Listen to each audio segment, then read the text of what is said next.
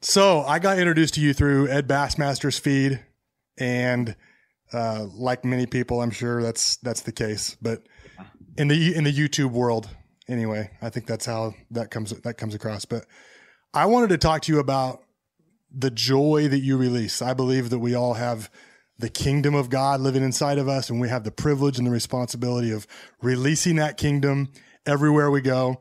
And for you, I just believe that there's so much joy in your content and so much joy in what you produce and put out, that I believe it's coming from a place like you've taken ownership of that. You've taken that joy on as yours, as a gift, and you release that to the world. And I want to hear your heart behind where that joy comes from for you, and the different ways that you release that joy. But if you don't mind, and I'll go ahead and say it. I had this recorded earlier and I screwed up. So Jack's going to repeat himself here in a minute. But if you don't mind, Jack, introduce yourself to us, who you are, what you do, where you've come from.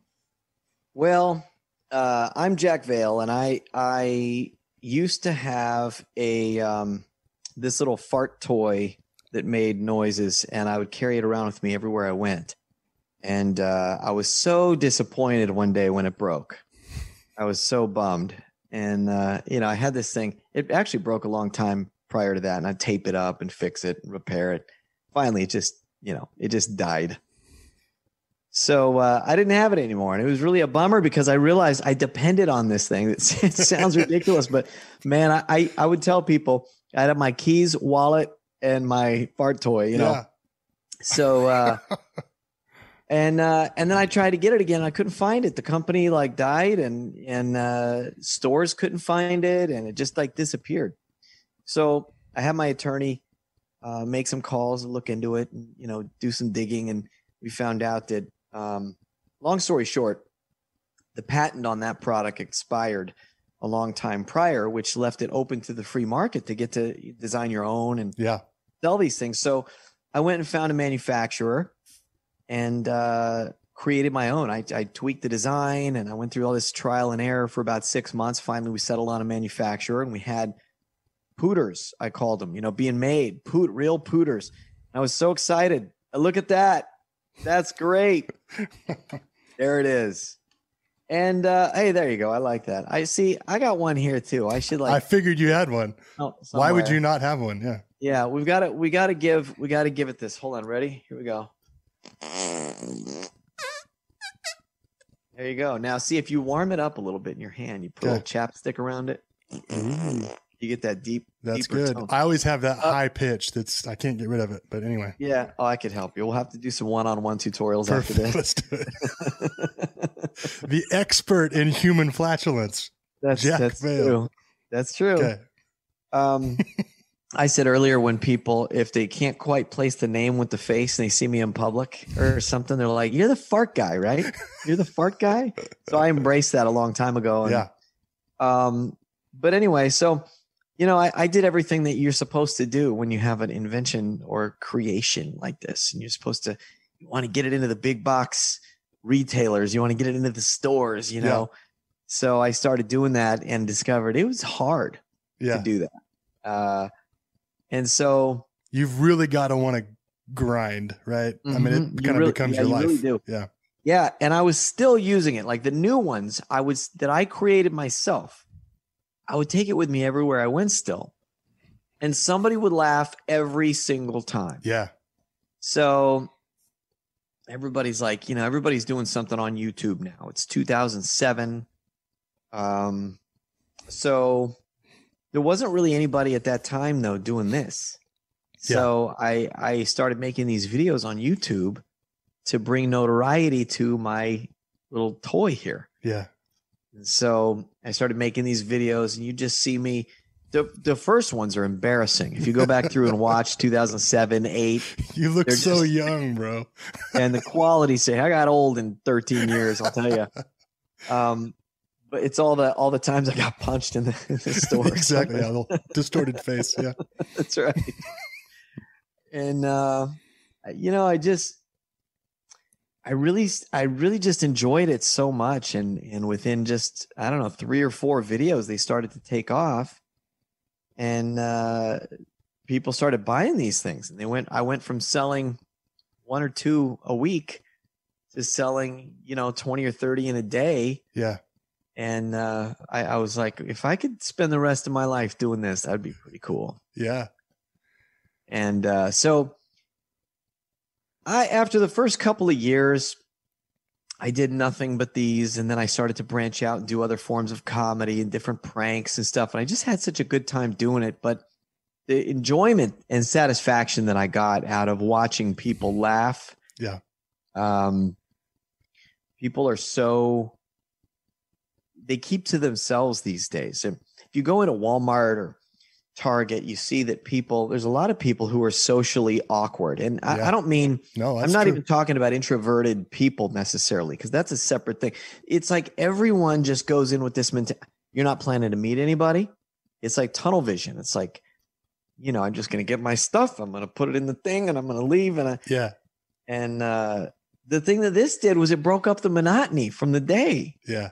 And I remember leaving every experience, would be me leaving that moment and thinking that person is going to go home and tell their whole family that some weird guy they met today. Yeah. I love that. Yeah. So it became a central focus of mine, and I was meeting people. I actually made friends with this thing, Yeah. So I just loved it. And I always kind of felt like, I felt like the Lord was really going to have me involved in some type of ministry. I felt it on my life since I was a little kid. And it's funny when I talk about that and try to find the parallel. Yeah, for sure. Yeah. But, I really fart with all my heart, Lord. I fart with all my heart. I give it all to you, God. The great thing about it, though, is that these things happened in the Bible. I mean, in these stories that we have heard. Yeah. I don't know if there's anything recorded in the word about flatulence, but yes, you have to think when Jesus was hanging out with these guys, the more he got to know him, you had to start getting comfortable enough to where you're like, that's hey, right. Peter, pull my finger. That's exactly right. No, thanks, Lord. I'm not worthy. I know that one. You did that to us yesterday. Yeah, right. You have to wonder, because it's just one of those funny things. I mean, God created us and made all these funny sounds come out of us and different things. You got to know, it's not some new thing that all of a sudden in the last 100 years we started laughing at this. This has got to be just the beginning of time. So I don't know. I've had a good time. I don't know if you've watched The Chosen at all. Have you watched The Chosen? Yes. That would have been a good promo for this thing. I wish they would have reached out to me. Introducing this to those campfire settings, That's right. I think would have been a good thing. Jesus, what is that? What is that thing you got? You know that he was one of the biggest pranksters, smart aleck. I mean, I carry that smart aleck anointing. I call it smart aleck anointing. My wife has different names for it, but it's okay. I believe that there's an anointing behind the sarcasm, and That's so great. I'm going to walk in it. I'm going to walk in it. So accept the calling. Accept the calling. Accept it. Okay. So I got a couple questions for you. Uh-huh.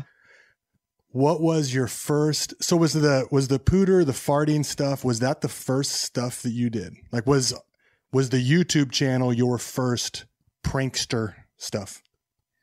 I'll tell you a secret that I can't confirm. Yeah. Because I deleted the videos. Okay. But actually, I created a YouTube channel, and the first videos I ever uploaded were of a homeless guy in Redding, California, that I saw. And the guy just fascinated me so much that I started to just follow him around with a camera. And, listen to him sing and talk about life and politics and religion and all this stuff. I mean, his perspective on things.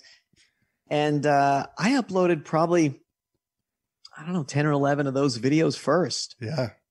So as a matter of fact, here's something kind of funny. So Ed Bassmaster saw those videos first. That his first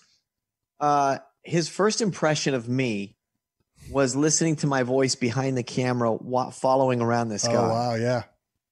And he got fascinated with this guy. His name was Dwayne. Yeah. And I'll never forget that, man. He was like, I don't talk about it hardly ever. Yeah. But he was, man, it was the middle of the summer and he had 4 or 5 jackets on. Yeah. And he was on a bicycle and he was riding uphill on this bicycle. And I was like, I made a U-turn and I slowly started to follow him, see where he was going. He shows up at a storage unit and I got out and I started talking to him. Yeah. And as we started to talk, I thought, I mean, if you've ever heard it, like this guy was a diamond in the rough. Yeah.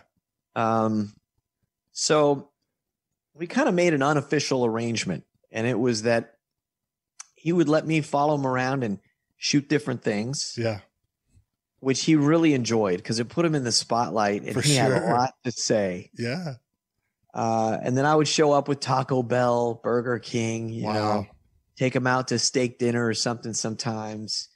And we got to know each other, became friends. And during that period of time, I was dealing with this whole pooter stuff on the side. I was like, how are we going to get this into every retailer, you know? Yeah. And then I was like, well, upload it to YouTube. Yeah. And then there became a point in time where the two things didn't seem to jive together on the same channel. And I just felt like, I don't know. So I took the other stuff down and focused on this. Yeah. And then he kind of started to go off and do his own thing. And I started doing this, and that's that. That's it. That's it. That's that. Okay. Yeah. What was your first prank? And I don't mean on YouTube. I mean like in life. Was there a moment that you realized I'm good at this and I really enjoy this when it comes to pranking? Yeah. I'll tell you a story I've never told anybody before. Right ever. on. So I was a pretty, I could get into trouble, but I would say I was a pretty good kid. Yeah. But I went to a Christian high school in Stockton, California, and it was called Brookside. In case anybody remembers me from that school. Shout out to Brookside. Shout out to Brookside High School, Stockton. And my science teacher would remember this. So I was in science class, and I got somebody told the teacher that I had some kind of handcuffs, that I brought this little pair of handcuffs with me to school. I did. And I had these handcuffs, and but the problem with them was that they were real police handcuffs. It wasn't a toy. It was like a real set of cuffs. And I don't even remember where I got them, but I had them and I thought they were cool. And I was also a wheeler and dealer, by the way. Yeah. So I was probably bringing them to school to like sell them to somebody or whatever. I was always selling stuff. So I had these cuffs, and my science teacher spots the cuffs in this little like cubby area that she could kind of see through, and she sees them and she says, I need you to take the cuffs to the office, please. So I say, yes, ma'am. And I get the cuffs and I leave the door and everything. And you have to have a pass from the teacher. Like, she has to give you a thing so they know that you're supposed to be in the hall. You right. know? Yep. So I put this thing in my pocket and I headed out the door. Well, I felt like if I were to turn these cuffs in, I wouldn't get them back. Usually you would get them back like at the end of the week or something. I'm like, we can't have that. Yeah. So I put the cuffs in my pocket. I let it be maybe 2-3 minutes or something. And then I come back into the class, and I may or may not have given the teacher the impression that I had returned the cuffs to the office. Yeah. They were still, in fact, in my pocket. And so I handcuffed somebody to we had the stereotypical chairs, with the little bar that comes down and stuff. And so I was able to handcuff somebody's backpack to the bar with these cuffs. Yeah. And it took a little while until finally with the cuffs that you didn't have anymore. With the cuffs that I didn't have anymore. Yeah. Yep. So I got in a lot of trouble for that. Yeah. And I don't think I ever got my cuffs back. But the biggest problem that they had is a Christian school. The biggest problem is really it was lying, I guess. Technically. Yeah. Kind of like a lie. Yeah, kind of. Barely. At that time, it was debatable, but I didn't say one way or another. And so from that point on, I don't know if that was really a prank. It was just a bad thing I did. It was called sin. Yeah. But it was just downhill from that point, right? For you and your desire to like bring. It was. What was the purpose of that? What was the outcome? I wanted a reaction. I just thought it would be. I thought it would be funny. Yeah. And I knew I wasn't going to get away with it. Were you considered a class clown? Were you a class clown back then? No, not really. No. Yeah. No, I was considered weird. Yeah. I was weird in high school because me and a couple of my friends, we never seemed to have the same class together. So we were always on different schedules, but we'd see each other in the hall. And this one guy in particular, Jeremy Zorb, shout out. We were always on the same page comedically. Like we thought the stupidest stuff in the world was funny. Yeah. And my problem in school was I would go into my class, and since we didn't really have class together, I'd still be thinking about stuff that we talked about in the hall. So in a serious moment in class, I start busting up laughing. Yeah. And I would try so hard to keep it together, but man, I couldn't. And I would start to lose it. And other people would look at me and be like, what's this? What are you laughing at? And so I always had that problem. It was a big struggle of mine in school. I would just start laughing for no reason, apparently. Yeah. So, yeah.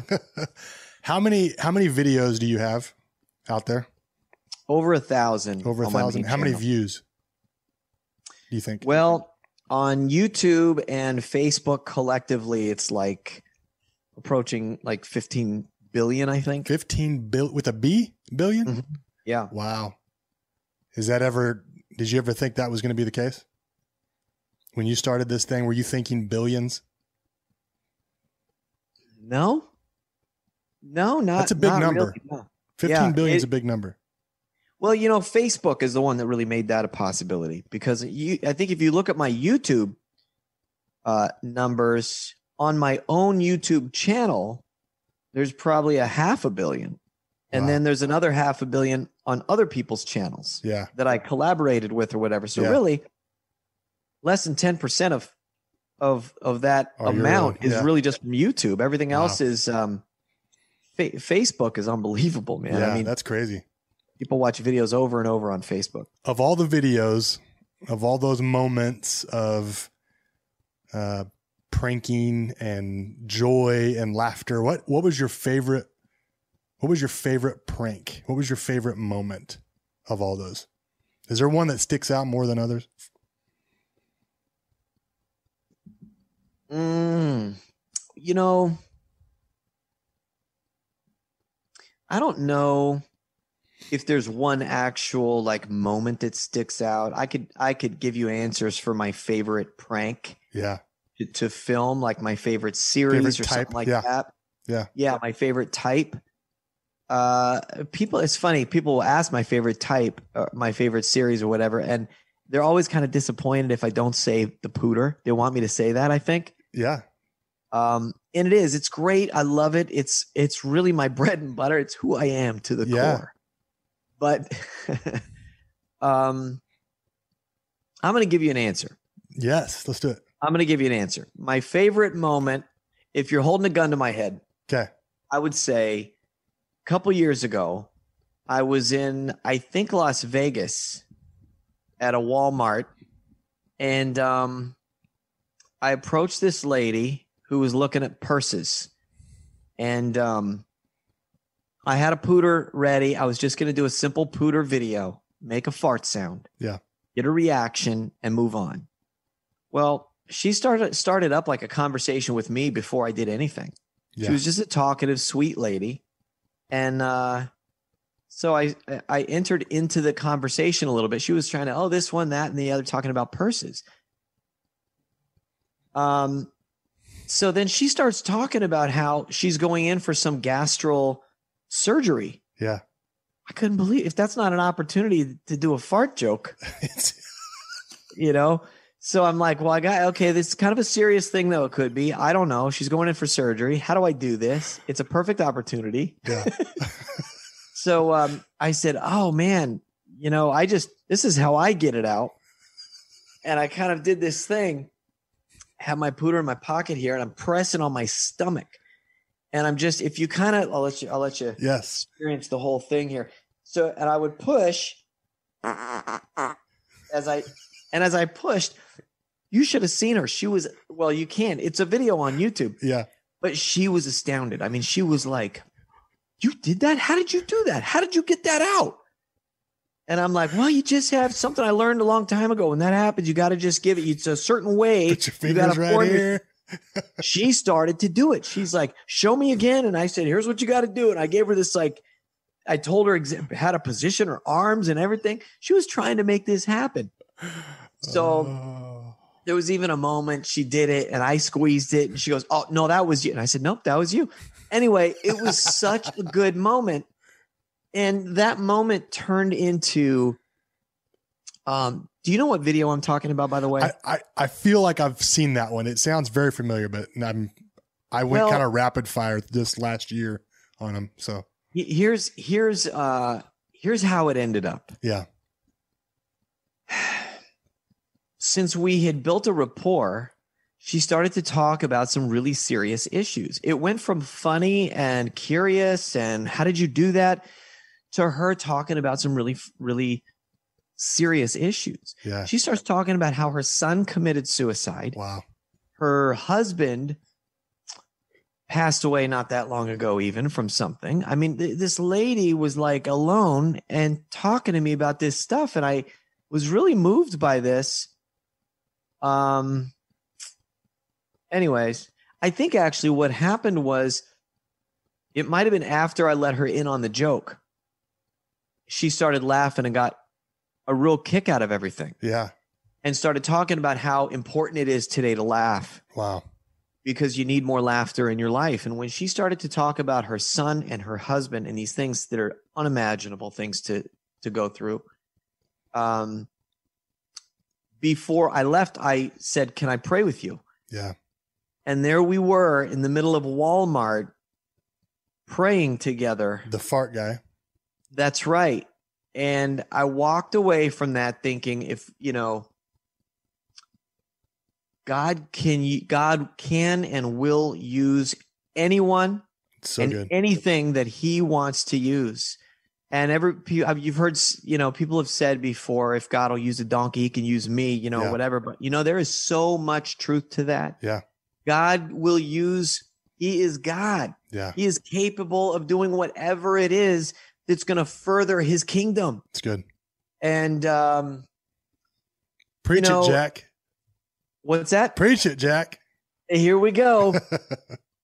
And, it's true. And I felt that for a long time in my spirit. I felt like everything that I'm doing now on YouTube, as goofy as it seems, is that God has really put me on a platform to open up conversations with people one-on-one and be able to minister to them and help them in some way, pray with them or whatever. We have to be bold. It's good. Like that, especially where people are so focused on picking out their items. Really, this woman was bold. Yeah. She started a conversation with me. She was the type to start a conversation with a stranger. It was terrific. True. Yeah, that's a Christian lady. Yeah. So it was just, it's an incredible thing. And so it's been 2 or 3 years, and I have this perspective now that is really an incredible thing. Here I was as a kid, I think I was 3 or 4 on this platform in church when I sang my first solo as a little kid in church, and this little Assemblies of God church that I was raised in. And I grew up singing and preaching and going from church to church to proclaim this message. And then I end up the fart guy, and I'm like, how's this gonna It's just going to mesh together. Lord, are we still good? Can you still use me? I'm really going way over here. That's so funny. And I'll tell you, it's interesting. It really has been a platform that I've been able to use to talk to people, get to know people, minister to people. But God has used it to do something even more. Like, this has turned into not just a prank, an opportunity to prank or make money or promote the pooter or things like that, but a much, much bigger opportunity that we can keep talking about if you want to. No, that's awesome, man. So I want to talk about 2020 and how the turn that really the whole world took. Very, very dark for some, very sad, depressed for some. I've said it multiple times on this podcast. For me, 2020 was like the greatest year of my life. Like, perspectively, the Lord kind of drew me and my family together in an amazing way, moved us from one city to the next. And I experienced some amazing like growth in my walk with the Lord in 2020. But it's not difficult to look around the world, whether it was the political climate or the desire to fight the culture or whatever, that we just kind of, as a nation, I'll speak to the country.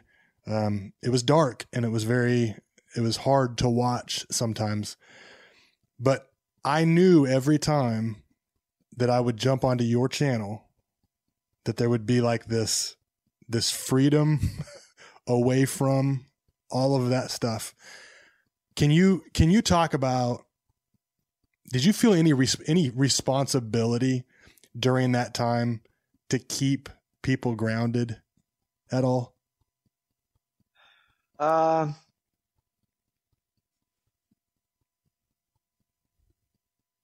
don't think so. Yeah.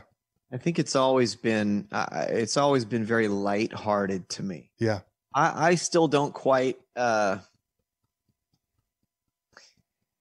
it always still amazes me when I get messages and emails every single day. Somebody's in the hospital, the loss of a loved one, a sickness, different things going on. And somehow the Lord's used these videos to bring a smile to people's face and laugh and stuff. And sometimes people downright say that it's responsible for their recovery from some illness or something, Yeah. And I don't know about that, but I don't know. No, that's good. That's a good answer. Yeah, it's I don't really feel a strong responsibility to that, because I just I try to keep it lighthearted, and I try to just do what I know I'm supposed to be doing and stay grounded and humbled by the comments that do come in. And I'm blown away by it every single time. Yeah. Maybe responsibility was the wrong word to use. I guess carrying what you carry and having the platform that you have, did you see it as an opportunity, I guess, to do some damage to darkness, if you will, like, let me tell you a couple of my favorite pranks, a couple of my favorite videos. There's one where you're wearing the mask and you're mumbling, talking nonsense. Yeah. And people are like, "What was that?" And you pull it down and say, "Is that McDonald's?" Or just, you're rambling forever, and then it's. For me, that was like that. That's how we're going to handle this pandemic. That's how we're going to break through the crap of stepping out of my home and seeing some of the nonsense. And I love how some of those videos were appropriately called nonsense anyway, I felt like you handled that transition. I mean, it was the same videos, but it was in a pandemic. So you had the 6 foot one where you've got a tape measure in Walmart and you're farting 6 feet away from people. Okay. I'm not going to lie. How did you transition? Yeah. In a way, it was probably, in my own way, poking. You got to have fun with everything. So I was probably sort of poking fun at certain things, and I'm going to try not to get like political or any of that stuff. 100%. But I'm also going to have a little bit of a freedom here to kind of explain. Yes. I remember that rule. And I just, the whole idea that this is okay, but this is not okay. Yes. I'm just like, wait a second. Yep. Who checked into this? Did anybody actually test this to see if this is the case? Or are we just listening and going, listen, yeah, this is okay. This is not okay. Do you understand? Yeah. This, yes, this, no. And if you're over here, you got to do this. Yeah. But if you're over here, you got to do this too. But if you're over here, you're probably okay, but you still got to do this. It just, none of it made any sense to me. Mm-hmm. And I remember thinking, well, I'm going to test this out and see how ridiculous this really is, you know? So that's why I did that stuff. Love it. And the mask thing, the mask thing drove me nuts. Yeah. Because you couldn't do drive through. You couldn't order food at a restaurant because you didn't know what the heck anybody was telling you when they repeated it back to you. And I felt like an idiot. Like, am I the only one? At one point, I remember being in a restaurant and wanting to stand up and go, hey, what, did the whole world just lose their mind? and like, can you not? Am I the only one that can't understand her? And so I would be like, could you please repeat yourself? And that was the funny thing to me is they would pull the mask down right at you to tell you what they said. Yep. And I'm like, oh, great. Here comes the COVID. Yep. The barrier's down. We're done. It's over. Yeah. So I didn't understand any of that stuff. So I'm like, nonsense would be appropriate for this. Yes. Muffled, blah, blah, blahness. Yes. And then, oh, I said, where's McDonald's, or whatever, then pull it back up. And so that's where that came from. That was fun. I didn't make a lot of videos in 2020, but I tried to kind of have, I tried to have fun with it. Let's talk about your platform in regards to your family. I know you've got I'm sure you get this a lot. People talking to you like they know you well. I watched your videos, so I know you that much. But I know you've got a family that's fairly active with a lot of your stuff. How is that? Is that a fun? That surely makes it that much more enjoyable, right? Doing this with your family. Yeah, it really is. It's Madison grew up in this. She's 19. She's actually going to be 20 this year. Wow. And she's just a beautiful, lovely young lady. She's an incredible singer. Yeah. Very active on social media and all that stuff. And early on as a kid, she was in some of my videos. Yeah. And it was really fun including her and that. And it's fun watching your kids. I have 5 kids. The oldest is 25 and the youngest is 11. And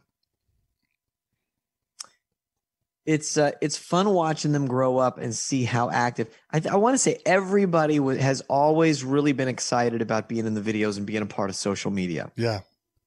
So we had a reality show a few years ago on HLN called Jack Vale Offline. Yeah. And it made it through 6 episodes. And it was it's one of my favorite things in my life. It really was, because it was the whole family together for 5 weeks filming these episodes of this TV show, all of us together. Jackson and Jasmine were like real little. Yeah. And now they're 11 and 12. And it's fun to watch them because they're following in my footsteps. You know, they're just interested in social media and being goofy and silly and all this kind of stuff. So yeah, it really is fun. And I never take it for granted. I think it's great to have that support system that I have. Another one of my favorite videos is the one where you and your wife, your pregnant wife, are carrying lumber and she's doing the bulk of the, she is. That's one of my favorite ones too. You get all these good Samaritans that are coming up alongside to help you out. Yeah, those are fun. Yeah, that's a fun one. Your wife seems to enjoy doing those with you too. Yeah, she's always been a part of this. I can't imagine anybody else goes to their wife, because there was that conversation, by the way. I had every job you can think of. I did it. I made pizzas and delivered them and sold car insurance. And, I did all these different things. And I never made it I'm going to get to the point here in a minute, but I never made it past my, I couldn't hold down a job for more than a month or two. Yeah. Because let me tell you something, life is pretty boring out there with the jobs, and I just couldn't take it. And finally, some people might call that a deadbeat husband. It took me a while to kind of find my groove. So we would buy stuff and sell stuff and create a way for us to have our own business and all this. So I was always interested in that kind of thing. So it was natural to get into this, but there had to be that conversation where I had to say, honey, I got an idea. And what I want to do is, that fart thing I play with all day? I got a better one. Yeah. I want to redesign the idea. Okay. Recreate the idea. It's going to be massive. Okay. I'm going to be like the fart king. You're not going to believe it. She might've been a tiny bit apprehensive, but she kind of knew that everything I set out to do, I was determined to make it work. So will you do it for more than a month, honey? Yeah. And it was, so she was on board almost pretty much from day one, so it was really good having that. One of my favorite moments too of your videos, I love, and not every video has it, but I love the reveal. There is something really, really cool for me when you reveal the joke, even the ones. So I have a question, and this, I get this a lot from people that watch your stuff. Do you have to have their permission to have them in your video? Well, I'm not saying that to get you in trouble. I'm asking. No. I completely understand. Yeah. It's a common question, and unfortunately, it's just no easy answer. So I'm going to give it. It is a dicey subject, and I'll tell you why. It depends on a number of things. Yeah. If you're trying to pull a prank with hidden cameras in a bathroom, you got to get everybody's permission. Makes sense. No, if there's. So the big thing in most states is the expectation of privacy. Yep. And when you're out in Huntington Beach on the boardwalk, on a pier, or something, there's no expectation of privacy. Everybody has their cameras out, whatever. So it's a little, kind of depends on where you are. YouTube is especially difficult to really make that a thing because people are out recording stuff constantly and uploading it constantly. Yeah. However, that said, I started getting involved in the TV stuff in 2012. Okay. So ever since then, I try to at least get people on video to tell me their name and that they're okay. Yeah. With me on video. Yeah. It wasn't so easy before 2012 because before 2012, a lot of the time it was me by myself. Yeah. With a hiding video camera in a shopping cart. Yep. If you can imagine the awkwardness. Yeah. And telling people, hey, by the way, that was a prank and you're on video. And there's nobody manning the video and they still can't find the video. They're like, where? It's not like a crew coming out and being like, it's a happy moment. What network television is this going to be on? Yeah. Oh, it's really awkward. Yeah. So I do try to get people to at least give me their permission that way. And we have hundreds and hundreds of people who have signed officially signed releases. So we do try to get them to. So when it comes to like farting in Walmart, there's a lot of people that don't have a clue. That some of them don't. Well, and they'll see themselves for the first time. Yeah, most of them do. Okay. Because I'll try to approach them and be like, "Hey, this is what's going on." Gotcha. Most of the time. Okay. And it depends on the circumstance. If it's listen, I'm going to be honest. If it's sometimes like I don't know if I'm going to be able to talk them down from the ledge. And that was a great reaction. And by the looks of them, they probably don't have a computer at home. Maybe we should wing it, Yeah. But most of the time, because that's the fun part for me is when you get to go and tell them, hey, check this out. That's the greatest. I love the reveals, and this is why I feel like, and you talked about it earlier about people's attitudes and their aura when they go to Walmart or when they're in public like that. And you aren't the only guy who's farted in their presence. I'm sure of that. Right. Uh-huh. Maybe the only one that has a little plastic machine in his hand. But when that reveal takes place, you sense this moment of unity. Like everything comes down and there's this moment of unity that just, it's beautiful to watch. And I love when they, even if they reacted angrily, all of a sudden they realize there's better things in this world. And it's like, there's a moment of like unity that I really like. What's that like for you? Like in the grand scheme of things, to be able to show them, hey, I'm not a creep. Not everybody's a creep. I'm here to bring you joy. What's that like for you? I'm here to bring you joy. Yeah. Yeah. It's really, it's really cool because you're kind of, I don't know how, I don't really know how to express it. You're awesome. Disarming him, kind of, right? You really are. Yeah. I always call it talking people down from the ledge. Yeah. And usually it's when somebody's upset. And there's been a couple of times, probably as many as I can count on one hand out of thousands of encounters, Yeah. There have been a couple of times where you couldn't do that. They were pushed beyond that point. Yeah. There was no turning back. But it's so rare. Those are not my favorite reactions, by the way. People want to talk about them. And they go, oh, what about the guy you got decked in the head? Right. You got punched. You got. That's not what you're doing this for. Yeah. No, I don't like it. I'm always kind of like, I hate that happened. Yeah. That was not. So my hope is that even if that does happen, later they'll have time to think about it and they'll be around their grandkids, their kids, their spouse, and they'll go, oh, that's a pretty funny thing that happened. And maybe they're okay later. But most of the time, people don't really respond that way, to be honest. I mean, usually you hear somebody pass gas or do something goofy in a public place. They just think it's silly and funny. It might be a little shocking, but people don't typically get angry with it. They don't really usually get mad at it. And I think it's something everybody can relate to. So it's usually easy to talk people down from that ledge. I watched the one last night. I watched it for the first time, and I don't think it was a new one, but the guy farted back at you. Yeah. Can you believe that? Like, how did he just his reaction was ready to go at that moment? Take this.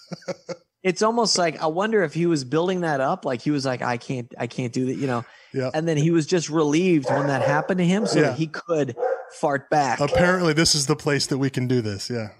Yeah. That's so good. It was so great. And it happened to be somebody who watched my videos, which is great too. Oh, wow. Okay. So he was aware. He turns around, he goes, yeah, because there's a whole reveal thing that happens after that. Yeah. But I couldn't believe that happened. Yeah. And he said, yeah, we watch your videos, man, and his wife came over and it was great. Oh, that's so good.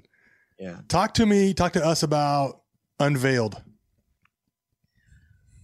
Well, what Unveiled is it? Unveiled is something I've had it in my head for years.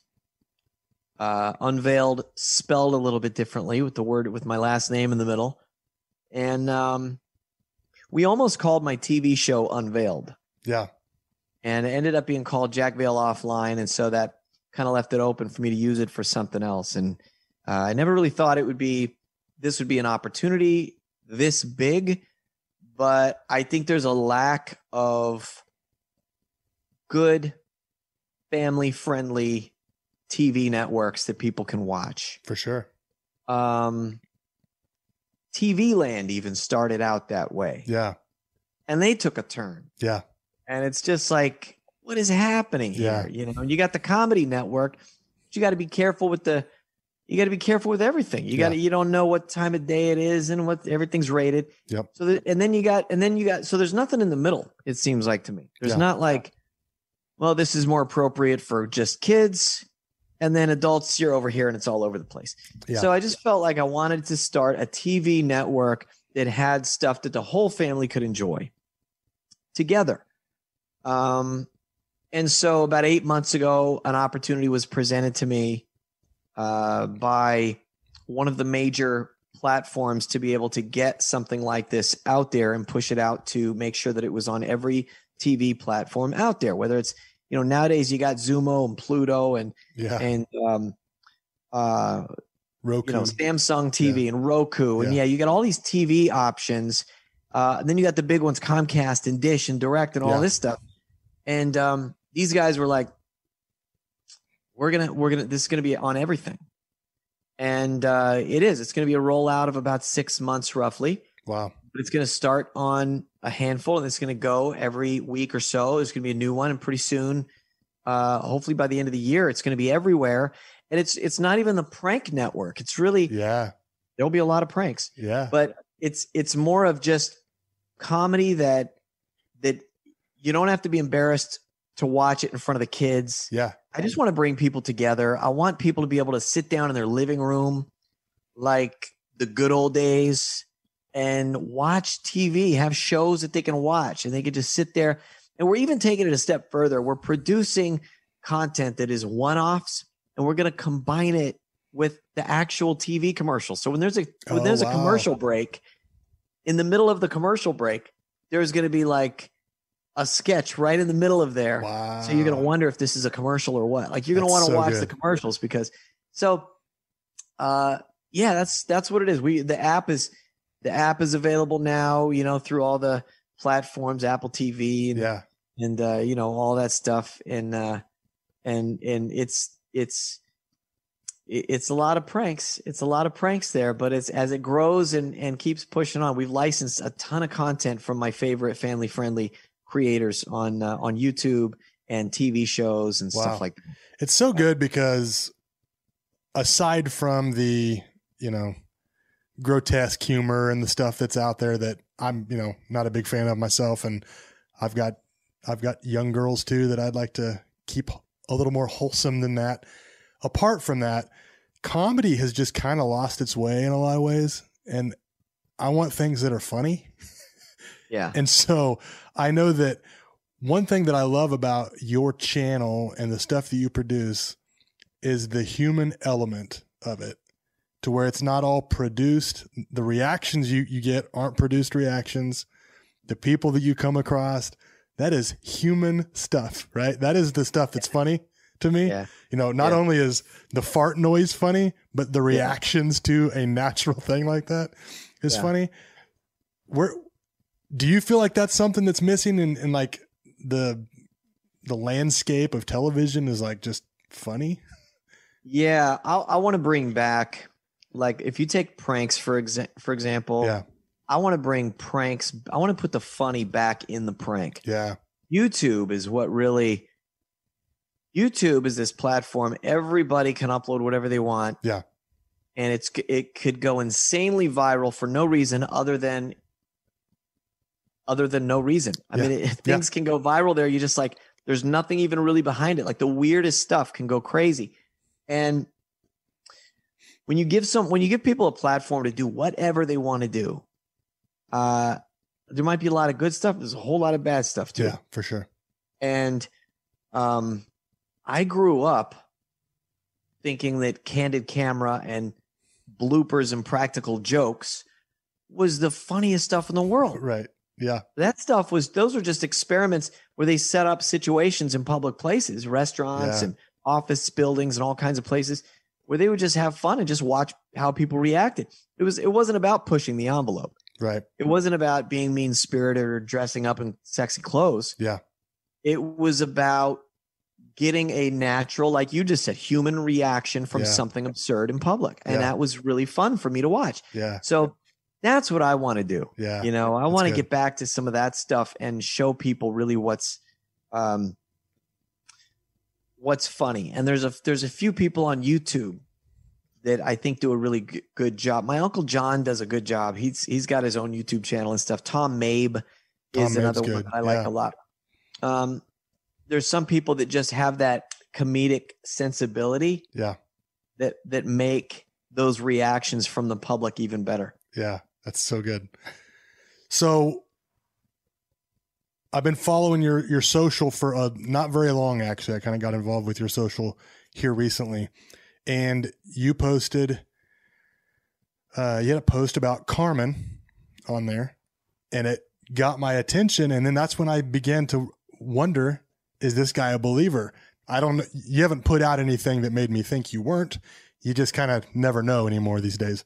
And so you posted that. I actually messaged you on Instagram and said, hey, I was blessed by that. And we kind of started up a conversation that way.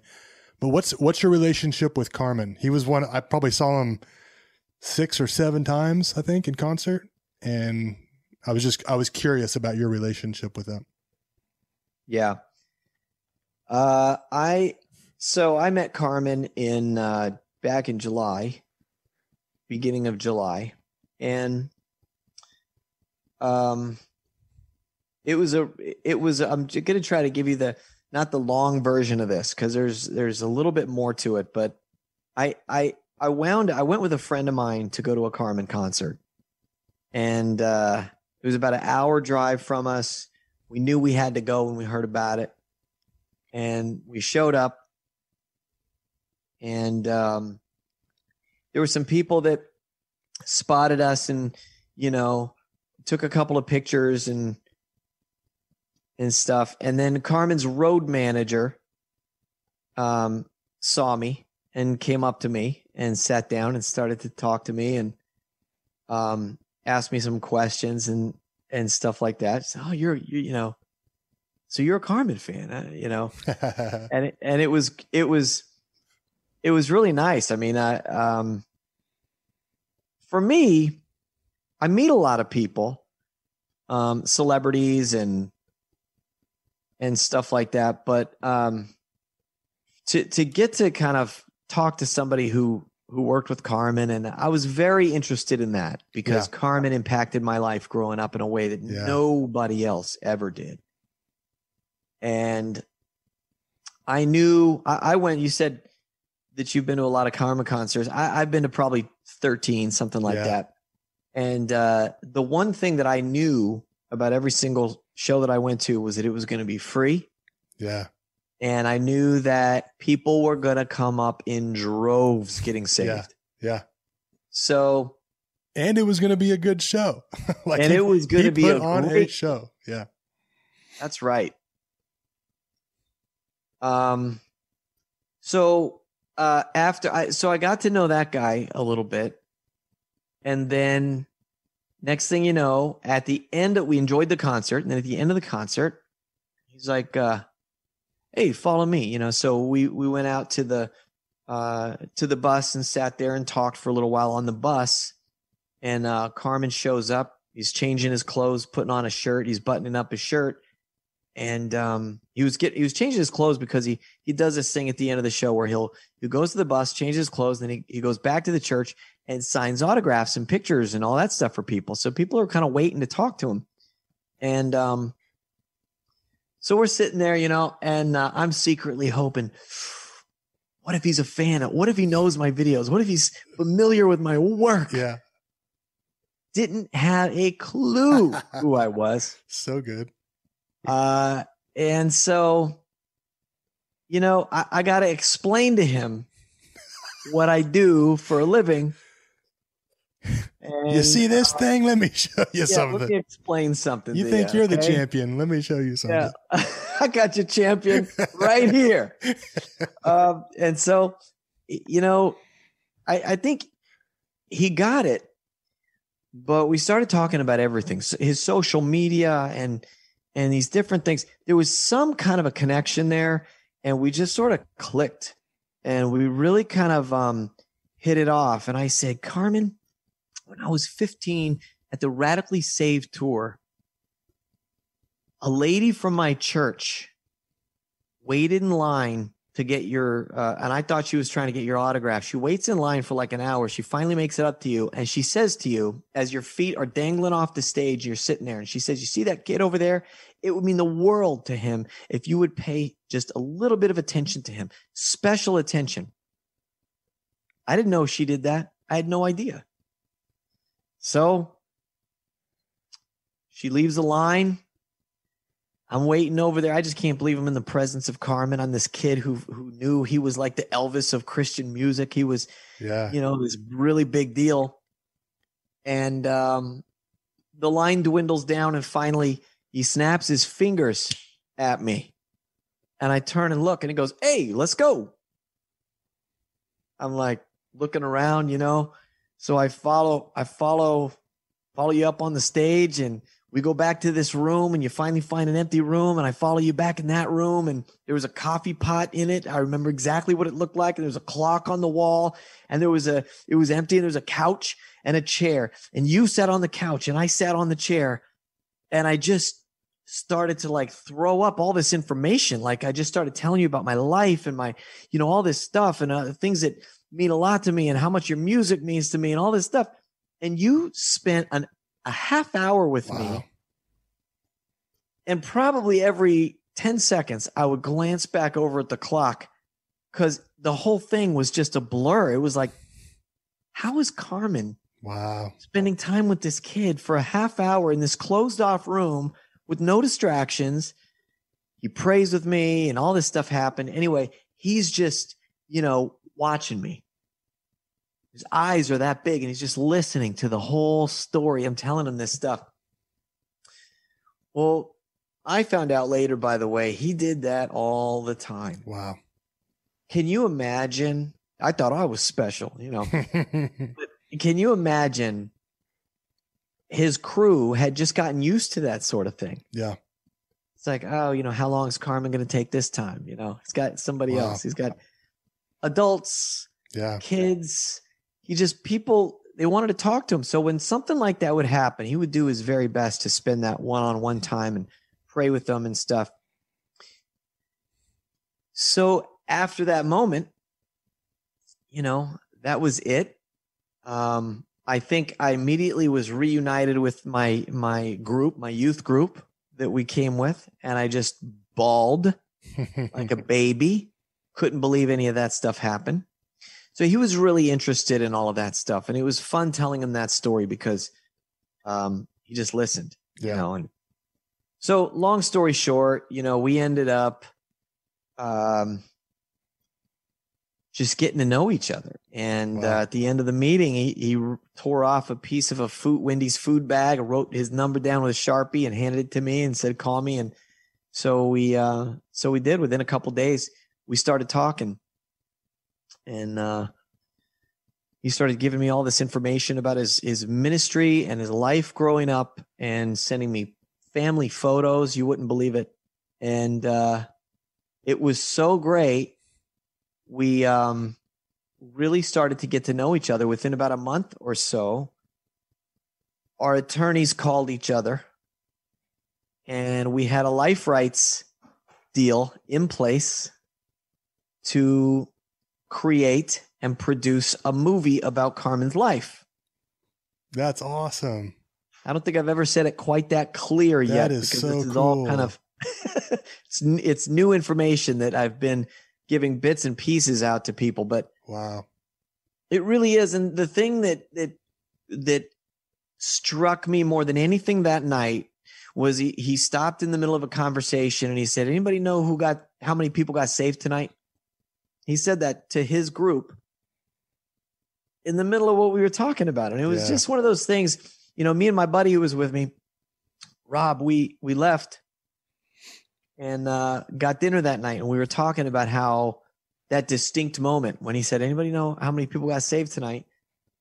And from that moment on, though, every time we talked, somehow things always circled back around to how many people got saved at his concerts. It is the only thing that he really cared about. Wow. All of the showmen, who's in the house, dancers, all the stuff that he did, all of it was to get as many people saved as he could possibly reach. Man.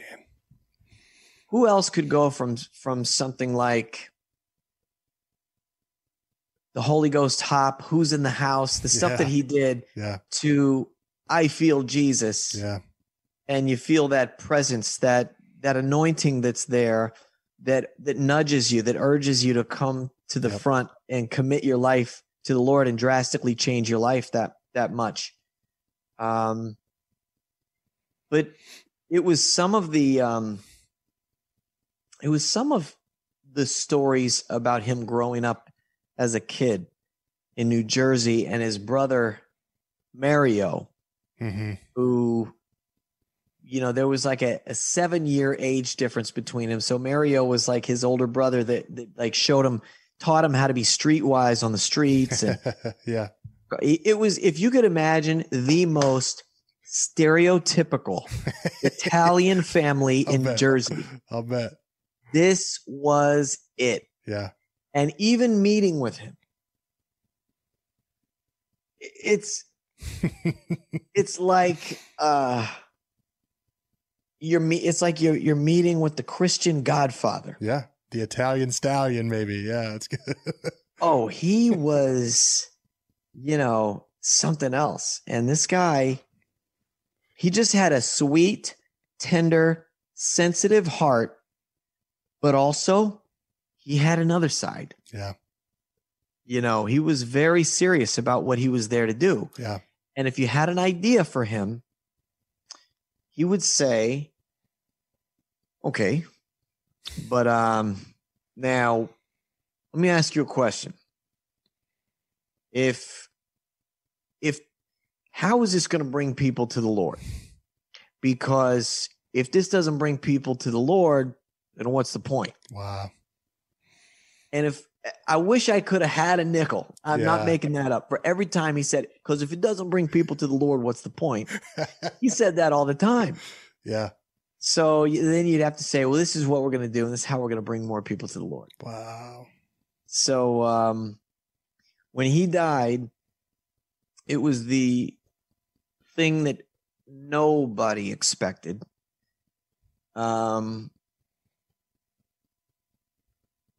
It was like hard to talk about. Yeah. Because he was supposed to be discharged from the hospital the next day, and they were getting his papers ready and everything. And this was just a complication. It was just I don't even know that they're 100% sure exactly what it was. If you can imagine a guy being healthy, yeah, ready to leave the hospital, leaning up in his bed with his glasses, looking at his iPad, and then all of a sudden he's just asleep. Wow. That's how it happened. And so I one of the last things in fact, the last thing that he was focused on was this project. And he had just got through telling somebody, when I get out of here, we gotta call Jack. We gotta see where everything's at, and we gotta, move forward on this and tell him our ideas. And we were really far along in the process, and we were getting really close to where we were months away from being able to announce what was happening and how big this was really going to be. At one point, I sat across from him and I said, this is for a Christian movie. Yeah. This is interesting. You're an evangelist. Yeah. And you're passionate about souls, and that's the whole goal here. So how do we take I Can Only Imagine and Goodfellas, and somehow, make a movie that everybody's going to want to see? And that's I'll tell you, it is what it is. And I would say, who is this for? Yeah. I would tell him, who is this for? This is for the Christian base, your base, the Christian audience. Yeah. Or is this for the world? And in the end, we both wanted to sort of break the mold. Yeah. We wanted to do something for the first time that's really going to appeal to both audiences, because we want to bring millions more to Christ, but we want to show the church what Carman's life was really all about. That's so good, man. So that's exciting. We're excited. Yeah, that is awesome. We're excited. It's happening. Awesome. Something's going to get dropped here really soon, probably this month. Yeah. And we're really excited. I think everybody's going to be really happy. Yeah, man. That's good. Well, that's good. That's a good story to hear, because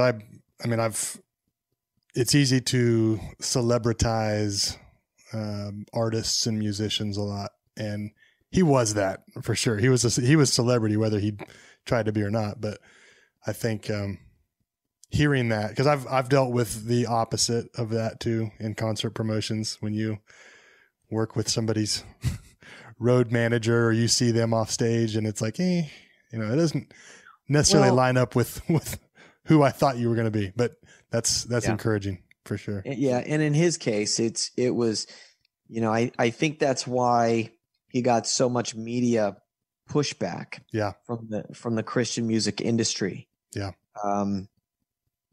Is he was really on a different level. I mean, not in a arrogant way, but in a way that he had a very different motive and a very different focus than anybody else really. I shouldn't say anybody else. I don't mean that, but than a lot of other artists had in that era, in that time. See, when everybody was crossing over, he wouldn't do it. Yeah. And they came to him all the time and said, you got to do what everybody else is doing. Otherwise you're going to, I'll bet I know what his response was. Yeah. If it ain't going to lead people to the Lord. What's the point? Yeah. It's true. And that's really what it was all about. And he said that, that was kind of always it. And that put a little bit of a distance between him and so many other artists and people that a lot of people didn't want to work with him too, because he sort of seemed, it was such a big, can you imagine being one of the artists in 1958 or 9 and going, and somebody says, you got to do something with Elvis. Yeah. Right. Get out of here. Yeah. What are you talking about? Yeah. And I think that's kind of how it was. But meanwhile, Carman's over here in his own little circle of, bringing people, in droves down to the altar every night, know, and so many other people weren't doing that. So I think it just made some people uncomfortable, and it honestly, I think that he just kept his priority the same throughout his whole life. Yeah. From the moment he got saved to, it was about 5 years after he got saved that he put out his first album. And that was his mission, man, for the rest of his life. That's all he wanted to do. He just wanted to bring one more person to Christ. It's crazy. It's good. Yeah. Jack, thank you, man. Yeah. Thank you. This has been good. And I feel like there's so much more to come from you. So this is good to be a part of this. And I thank you for continuing to grind joyfully with your content and your purposeful content. I think there's something behind that. So I appreciate you, man. Thank you. Appreciate you too. And I'll keep you posted on what's going on. Yeah. Thanks.